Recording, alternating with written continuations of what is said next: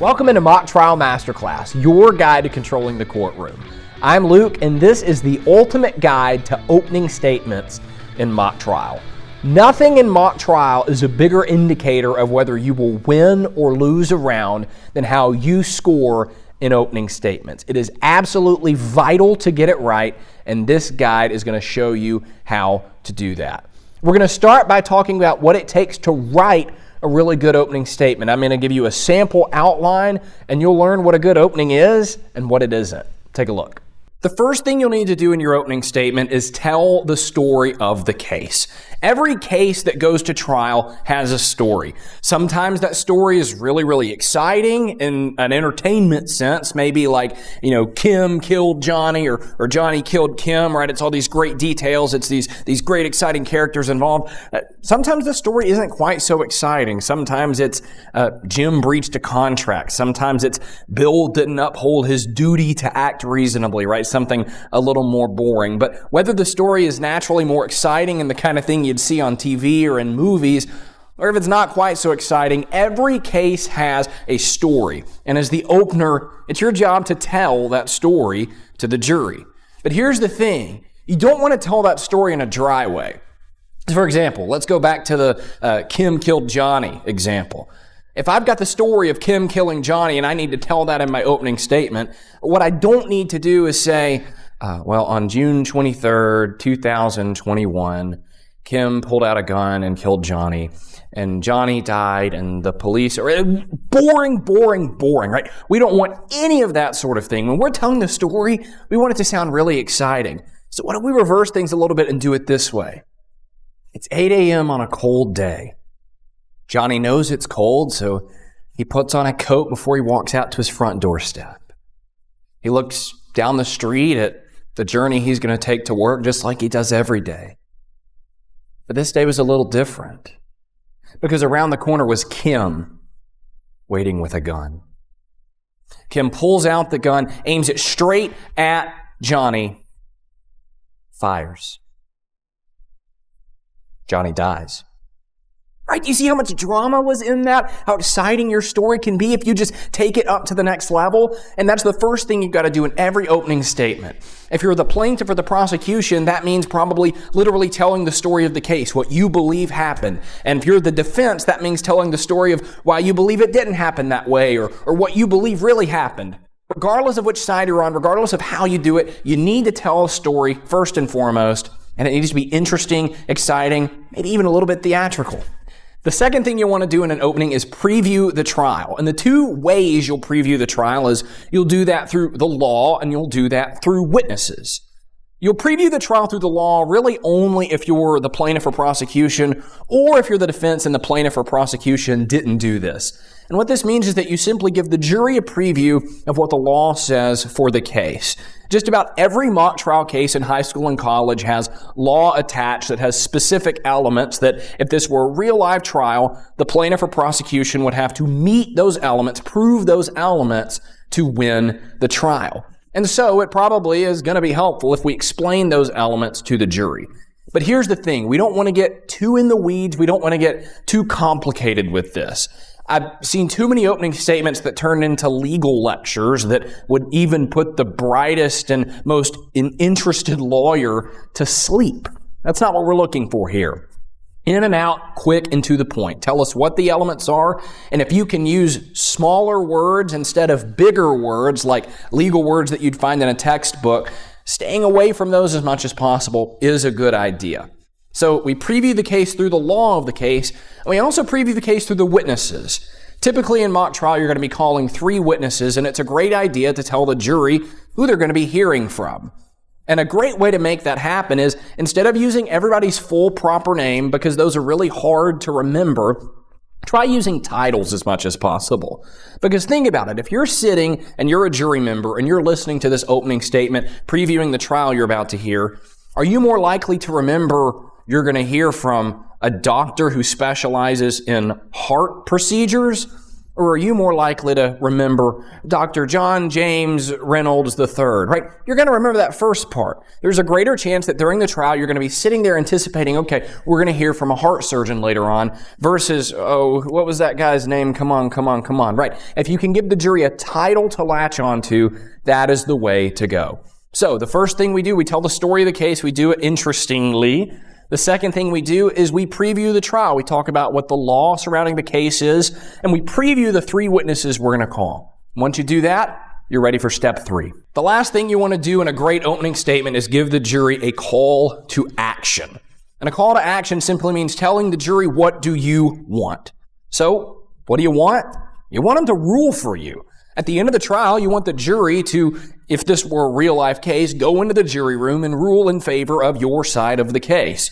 So at the end of your opening statement, tell them that. Tell the jury that at the end of today's trial, we're going to ask that you find in favor of the plaintiff or the prosecution or the defense, right? Whatever side you're on, you got to give the jury a call to action. Now, ultimately, a jury would know that that was at stake, right? You know, the jury's not sitting there going, well, gee, why are we here today? What are we going to have to do, right? They know that they're going to have to pick which side put on the better case. This is more than anything a formality. This is how good opening statements end. So if you have a theme, which, by the way, you should be weaving that throughout your entire opening statement. If you have a theme, you might say your theme one last time, and then you'll look at the jury and say, and we hope at the end of today's trial, you will find in favor of, and then say your side of the case, plaintiff, prosecution, or defense. It's that simple. It's a great way to end your openings, and because it's so easy to do, I hope you remember to do it every time. So like we talked about in the beginning, opening statements are hugely important to the success of your entire team in a mock trial round. But nailing them is easier than you think. Now, there's other stuff we didn't talk about, like performance and preparation and practice, and all of that is important too, but it really starts with the content. And if you can remember to tell the story of the trial, preview the trial, and then give the jury a call to action, you're going to have a pretty good opening. Now, you can't have a good opening statement in mock trial without a good theme. If you don't know what that is, I'm about to tell you, because we're going to watch a video I made breaking down how to create a great theme and how to use it effectively within your opening statement. We'll also talk about why it's important and why it's a non-negotiable if you want to succeed in opening. Here we go. Right, Papa John's loves to say better ingredients, better pizza. Burger King loves to say have it your way. The cereal Wheaties loves to say that they're the breakfast of champions, right? All of these different companies have slogans. Well, why do they have slogans? Well, I think probably the biggest reason these companies have slogans is that they're powerful. They're easy for us as customers and consumers to remember, and it makes us start to want whatever product they're selling. When I think better ingredients, better pizza, I want to go buy a pizza at Papa John's, not at the other places that, have less good ingredients and less good pizza. Right? That's how slogans work. They're really powerful, they're easy to remember, and they get people, us usually, to move to make a specific action. Well, within the context of mock trial, a slogan can really help you out as well. But in mock trial, we don't call slogans, we call them themes. When you hear about a theme in mock trial, that's all it really is a slogan. It's a catchy phrase or sentence or statement that ties together your case in a memorable way for the jury. But a lot of people, even though they know that and they know that it's important to have a theme, don't really know how to create a good one. So either they don't make one at all, or they go into a trial with a theme, with a slogan.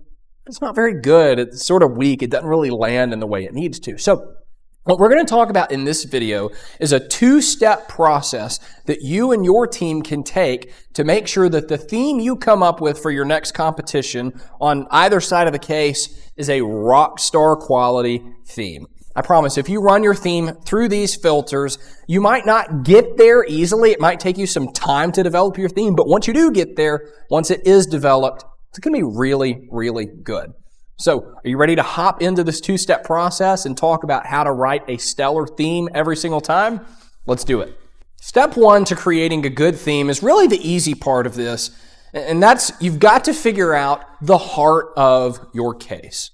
Well, what's the heart of your case? Well, it's actually pretty simple. See, the heart of your case is the whole reason that you want the jury to believe your side of the case, the whole selling point of your side of the case to the jury. So for example, if you're prosecuting a murder trial and the defendant in this murder trial hated the guts of the person that he killed or that she killed, well, then the heart of your case is that the defendant hated the guts of the person that they killed.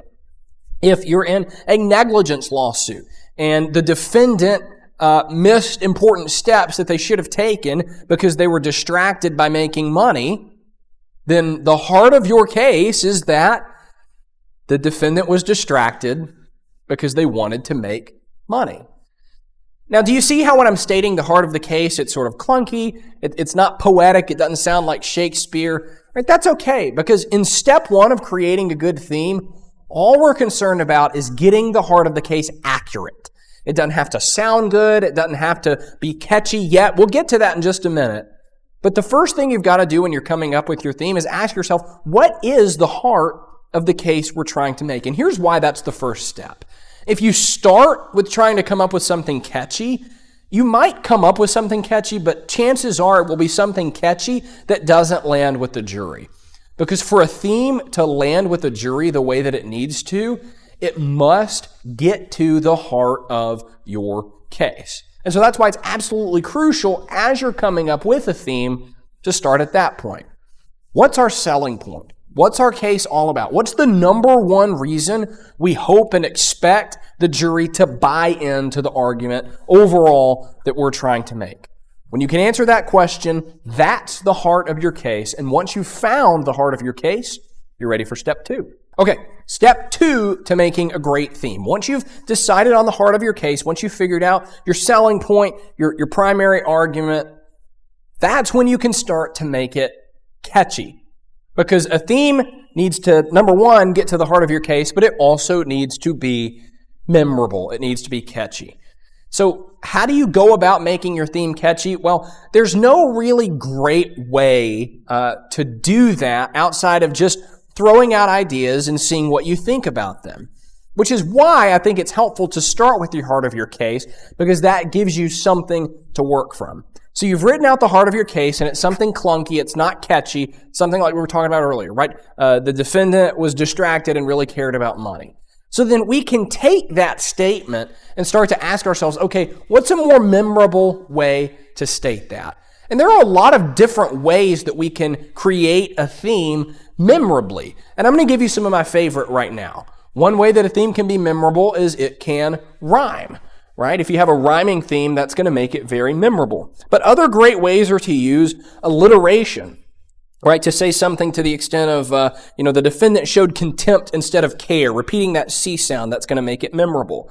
You can use a quote from the trial. A quote from a witness character will inherently make your theme more memorable. You can use antithesis, a contradiction, using the conjunction but. For example, you could say, when the plaintiff wanted out, the defendant wanted to send a message. Or the plaintiff wanted out, but the defendant wanted to send a message, right? That's a really effective way to be memorable as well. You can use repetition. You can repeat a phrase. One of my favorite themes I've ever used was, we used a theme that said the defendant was out of time, out of money, and out of options. Repeating that phrase out of 3 times made our theme very, very memorable. You can even use a popular catchphrase that you've heard before, in conversations.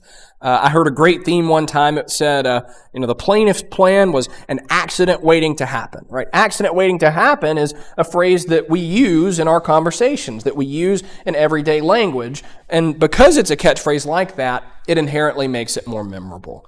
Those are just a handful of the ways you can think about making your theme memorable. So take the heart of your case and ask yourself, is there a rhyme I can come up with here? Is there a type of repetition like out of time, out of money, out of options that I can come up with? Is there some antithesis I can use? Is there some way that I can, do any of those things on the list we just went over? And there are plenty of others as well. Now, this is the point of the process, again, where it's a little more difficult, right? Coming up with the heart of your case, if you're aligned as a team and aligned on the theory of your case and the strategy of your case, that's really the easy part. Making it clever is the hard part. But I promise it is worth it to do it this way, because once you have that green light moment, once you hit that theme that is memorable for maybe one of the reasons we just talked about or another one that you come up with, that's the point that you have developed a stellar mock trial master level theme.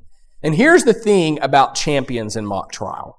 All of them have stellar mock trial master themes. And they come out in the team's opening statement, they come out throughout the trial, and then they come back out again in the closing argument. A great theme that centers on the heart of your case and is memorable is really the key to everything else in preparing a mock trial case. It all sort of stems from that theme. So if you can follow the process we talked about by identifying the heart of your case and then finding a way to state it memorably, you're going to set yourself up for big time mock trial master level success. And when you do, I can't wait to hear all about it. Now, it's one thing to hear me talk about what makes a good opening, but it's another to watch it in practice, and that's exactly what we're going to do next. I'm going to show you an example of an awesome opening statement from an old college mock trial round, and we'll be pausing it throughout to break it down and really talk about what makes it so great. Check it out. May it please the court. Miss Grant, members of the jury, they took risks. They risked her life. So I'm going to go ahead and pause right off the bat because that statement that Travis just made, they took risks, they risked her life. What that's called is a theme. And every opening statement needs a theme. It's really just a slogan, a memorable phrase that gets to the heart of your case, the sort of main reason that the jury should ultimately rule in your favor, and is also memorable, like Travis's clearly was, right? As we're going to hear throughout the opening statement, he's probably going to repeat that, and it's going to be really easy for the jury at the end of the case to take this with them when they're evaluating the team, or if this was real life, evaluating the case. But you got to have a theme in every opening statement. Don't always have to say it right off the bat like Travis did, but sometimes that works. I think it was effective the way he did it. It's a great way to start, and you got to have one in your opening. So love that he has that right off the bat.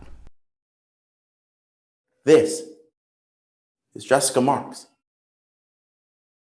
She was a daughter, a college student, a friend. But you're going to learn that about 3 years ago, Miss Marks got into a fatal car accident. She was driving drunk. You see, she had just been out drinking with a friend at a local establishment here in Southern California. It's called Sunny's Rooftop Bar. So one thing that every opening statement needs is you've got to tell the story of the case, because whether it's real life or mock trial, a jury is coming in with no knowledge of the case itself. And every case has a story, whether it's someone killed someone or someone breached a contract and didn't do something they were supposed to do, right? Every case has a story, and it's your job right out of the gate to tell that story to the jury. But you don't just want to tell it to the jury. You want to tell it in a manner, in a way that is captivating and interesting for the jury, as if you were watching a movie or reading a really good book. And that's what Travis is doing such a good job of here. He's telling a story of, this girl goes to a bar, she got drunk and all of these things. But he's not just listing a series of facts. He's giving us, or giving the jury, the story in a really engaging way that's fun to listen to. And that's exactly what every opening statement needs to have. You got to tell the story of the case, but you got to make it interesting, just like what Travis is doing here. You're going to hear that over the course of 3 hours, Miss Marks drank over 4 drinks. She had beer, wine, hard seltzer, even shots. That within just a few hours, Miss Marks was stumbling, slurring her words. Her eyes were bloodshot. But the bartenders, they kept serving her drinks. Not only that, members of the jury, you'll learn that Miss Marks was underage. But the bartenders, they kept serving her drinks. Do you notice how often Travis is using pauses within his speech? It's one of the most important things you've got to learn as a speeching, I don't think that's a word, as a speech attorney in mock trials. You've got to be comfortable with pauses. I see a lot of young students who are uncomfortable with pauses because they think they have to fill every second with something. But it's really okay to let the air breathe, if you will, to pause and let the things you're talking about sink in. And in fact, what we're seeing Travis do is when you pause, as he is, it sort of creates a drama in the air. It makes what you're saying seem more important. It lets the things you're saying sink in a little bit more and almost seem like they matter even more than maybe they really do. So you've got to employ the power of the pause as a speech attorney in mock trial on opening or closing, and Travis is doing such a great job of that here. And if you're uncomfortable with pausing, just listen to how he's doing it, and you'll start to realize, okay, not only is it not bad when I pause, it can actually be super effective as it is here. They took risks, members of the jury. When they took risks, they risked Miss Marks' life. You're going to hear that they let her get into a car, drive down the street, and within moments she had crashed, fell into a ravine, and died instantly. But you see, businesses like Sonny's, they can't just take risks. They can't ignore the health and safety of their clientele. And when we let restaurants serve alcohol, we trust that they'll do it responsibly. And when they don't, we can hold them accountable. That's why Miss Marks' family has actually brought a lawsuit against Sonny's Rooftop Bar today. They brought a claim of wrongful death. As the plaintiff, we carry something called a burden of proof.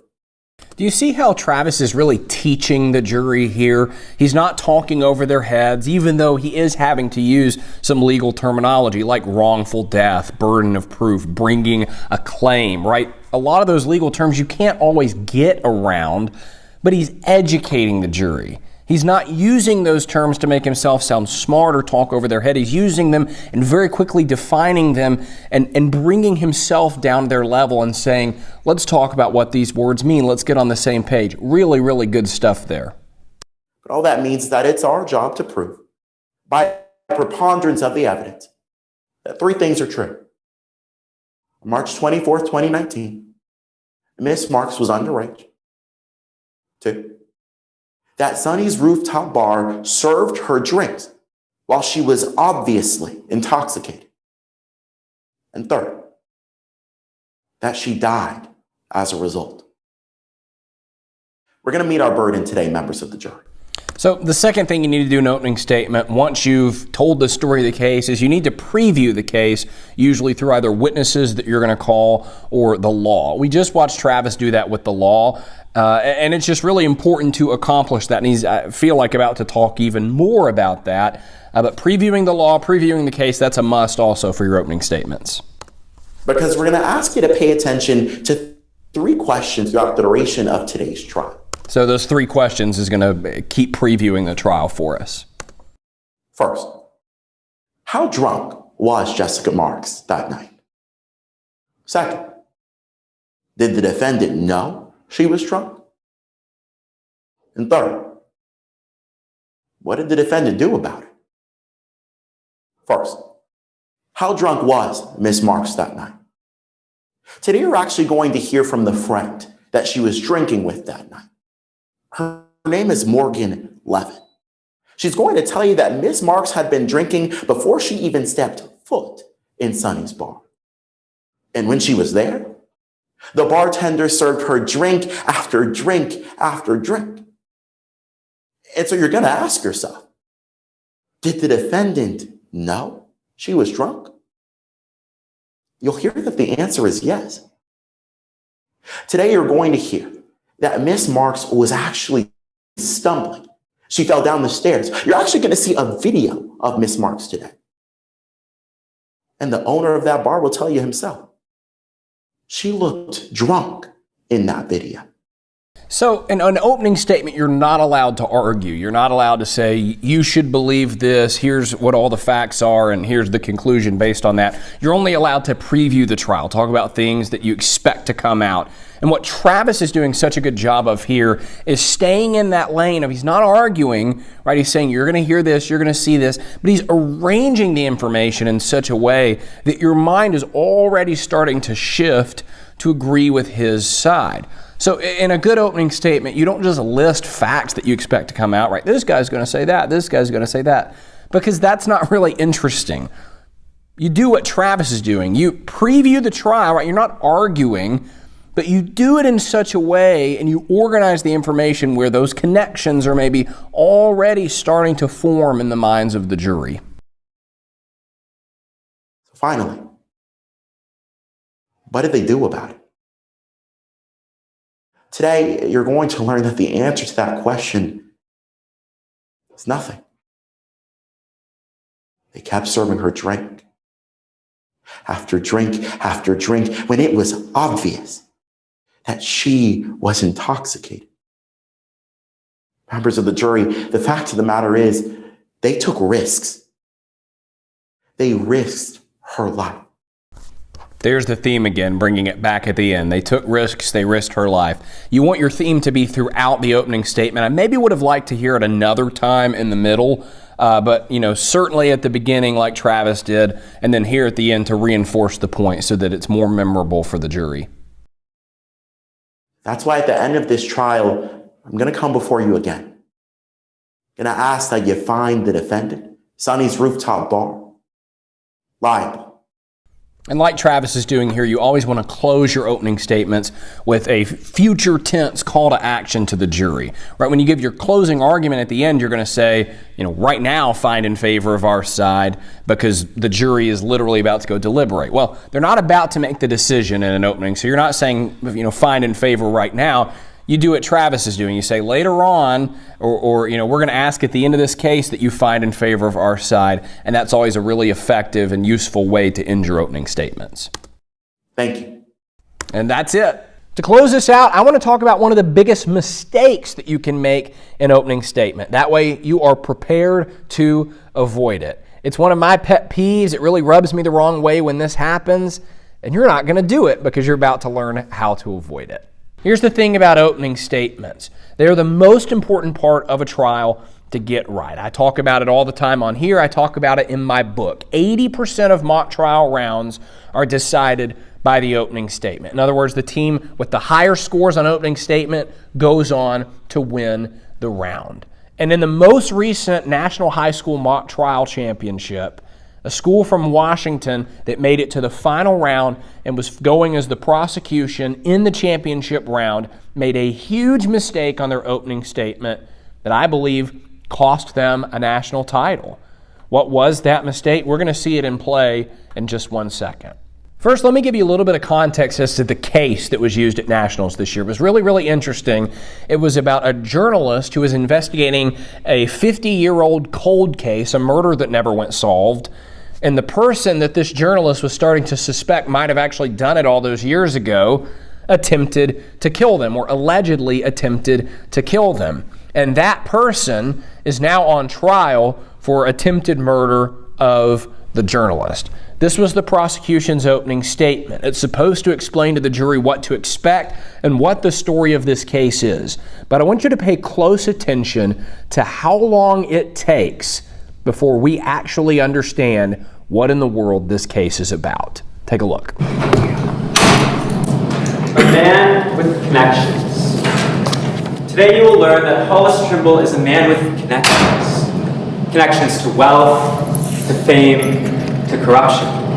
Connections that made him successful. Connections that were all about to be made public.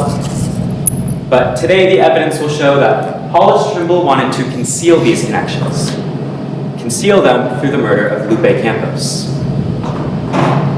Today the defendant, Hollis Trimble, is charged with attempted murder in the first degree. And we, the state, must prove, beyond a reasonable doubt, that Hollis Trimble intended to kill Lupe Campos, and that, acting with premeditation, intentionally committed any act that was a step in the plan to kill Lupe Campos. Members of the jury, today we will meet this verdict. Now, taking a... All right, we're about a minute and a half into this opening. I have heard that this is an attempted murder trial, that the defendant is on trial for attempted murder. You know what I have not heard? Any details at all about what that looked like, why that may have occurred. And we're a third of the way through this opening already. All right, that's absolutely crazy. We're about to get into a little bit of context now. Let's see how that plays out. Step back for some context. About 50 years ago, Don Bowles was an investigative reporter who was looking into land fraud involving prominent politicians and people with ties to organized crime. But in 1976, he got too close to uncovering the truth and was killed by a car bomb. You will hear how the mystery of who exactly ordered the hit on Bowles is still unsolved today. But you will also learn that the defendant was 23 years old at the time, and that at the time he wanted to be rich and successful. And he became that. He worked with many people connected to organized crime, the mafia. And today, the state will prove that last June, almost 50 years after the murder of Don Bowles, Hollis Trimble shot and tried to kill Lupe Campos. Okay. A little bit more details now. We talked about that old cold case. We talked about the journalist who was killed 50 years ago and it's gone unsolved. And then now this other guy has now been killed. But why and how? Now we're well over 2 minutes into this opening, about halfway through, and I still don't know what happened and why. Right? Real big problem. Let's keep watching. Why? Because Lupe Campos was about to publish an article that connected Hollis Trimble to the murder of Don Bowles. Today, the evidence will show that the defendant didn't have an issue using force if push came to shove. You will hear various people accused him of being involved in the murder of Don Bowles. And how did the defendant respond? With threats. You will end up tied to a cinder block at the bottom of Lake Powell. Get out of here before you end up like Bowles. Members of the jury, I remind you that Bowles was assassinated. But I want to be clear that today we are not prosecuting Hollis Trimble for the murder of Don Bowles. Today we are prosecuting Hollis Trimble for the attempted murder of Lupe Campos on June 13th of 2024. Today you'll learn that on June 12th... Okay, we're almost done with the opening. And we just got to June 12th. And the murder occurred, or the attempted murder occurred, on June 13th. So we were almost done with this opening statement, and we haven't even gotten to the day in question yet. And look, I don't have to watch the rest of this opening, and I don't want to make this kid feel bad.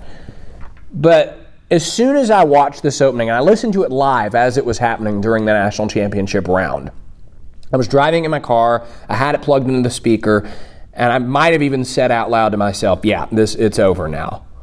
Because the worst thing that you can do in your opening statement, the biggest mistake you can make, is to bury the lead.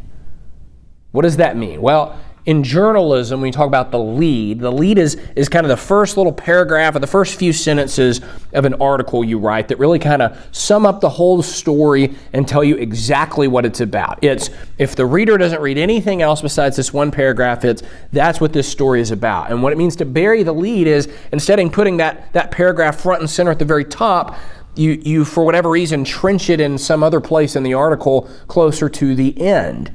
It's called burying the lead, and it's a real problem because the reader misses out on the whole point. They miss out on the actual, juicy details of what's going on.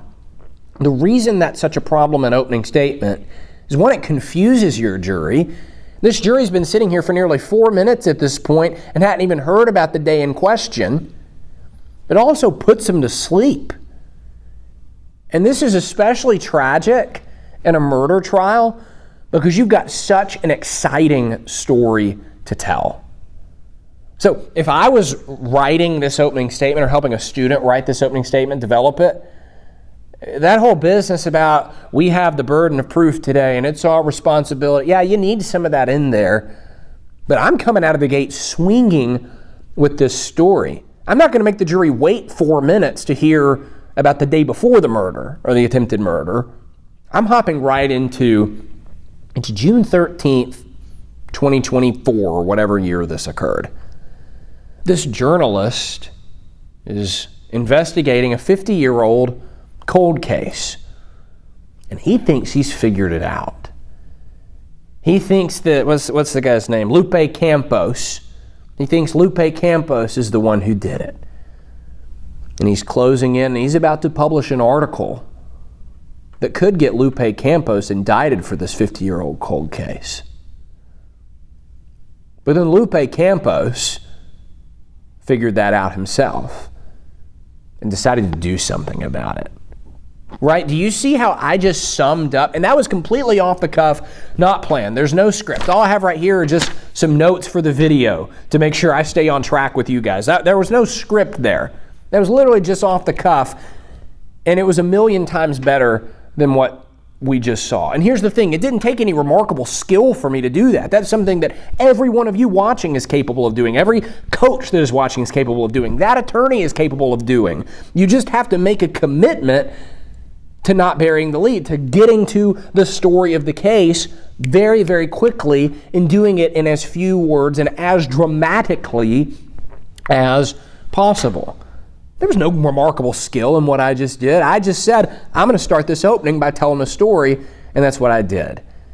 And it's a lot clearer than what happened in that video. And I feel bad because the national championship is supposed to be, even sparring back and forth. When I won nationals back in 2019, our two teams, it was very even, and it was back and forth, and we got to the end, and we didn't know who won.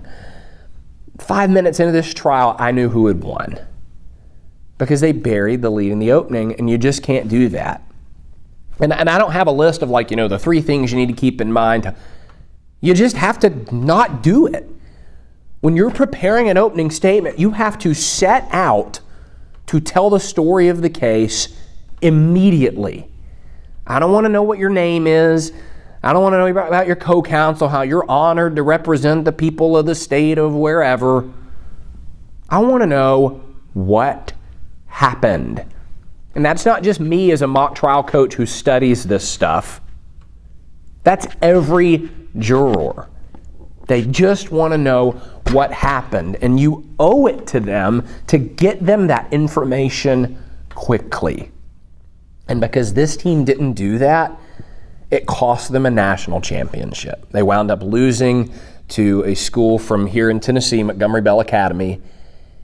And it's really, really sad because that simple tweak, I think, could have transformed the entire round.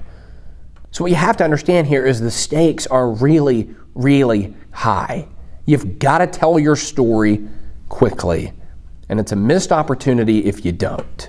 That does it for the ultimate guide on mock trial opening statements. But openings are just one part of succeeding as an attorney in mock trial. There's so much else that goes into it, and if you want to take a deep dive into some of those other areas like closing arguments, impeachments, objections, pick up a copy of my book, Mock Trial Masterclass. It's a deep dive, not just on opening statements, but every part of succeeding as an attorney in mock trial. And you can pick up a copy by clicking the description on YouTube or the show notes on podcast platforms. But that's it for today. Let me know if you thought this was helpful. I'm excited to hear about the great opening statements that I know you're going to give. We'll see you next time.